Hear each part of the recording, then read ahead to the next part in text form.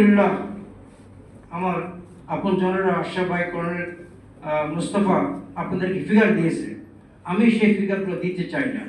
আপনারা জানেন গত 15 বছরে 2011-তে আমি দেশ থেকে চলে গেলাম লন্ডনে। আমার তো অবশ্য চলে গেলাম বলা ঠিক না, আমি তো আমার বাড়ি ঘরে ওখানে, আমার ছেলে মেয়েরা বড় হয়েছে ওখানে।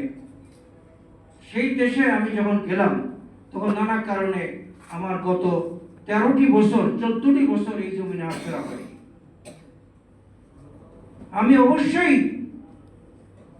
আমাকে এটা কষ্ট দিয়েছে, আমি যে দেশে 14 বছর আসিনি, কিন্তু আমি কোরআনের মালিকের প্ল্যান তো জানতাম না।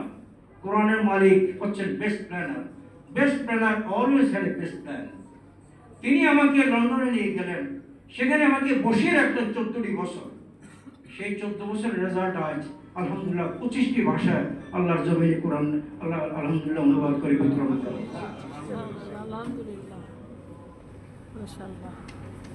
প্রিয় ভাই বোনেরা, আমি আগে বলেছি যে আমার এই 15 বছরের স্টোরি আমি কোনোদিন সেদিন এই যে মাহমুদ একটু দাঁড়াতে তুমি তোমার থেকে আমাকে বলছিল যে উস্তাদ আমি আপনার জীবনটাকে নিয়ে একটা ডকুমেন্টারি করতে চাই। আমি বললাম তুমি আমার জীবনের বারবার অত্যন্ত যার প্রেরণা যার উৎসাহে আল্লাহ তাআলা আজকে আপনাদের চোখের সামনে 30 লক্ষ কপি কোরআন পৃথিবীকে বিতরণ করা হয়েছে।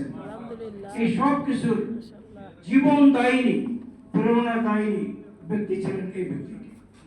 আজ তিনি নানা কারণে সবাই তার জন্য দোয়া করুন, আল্লাহ তাআলা যেন তাকে তার ওই জীবনটা আবার ফেরত দেন। গত 50টি বছরে উনি আমার সাথে সারা দুনিয়া চষে বেড়িয়েছেন। পৃথিবীর এমন কোন অঞ্চল নাই যে অঞ্চলে তিনি কোরআনের মাহফিল করেন নাই, কোরআন মজলিস করেননি।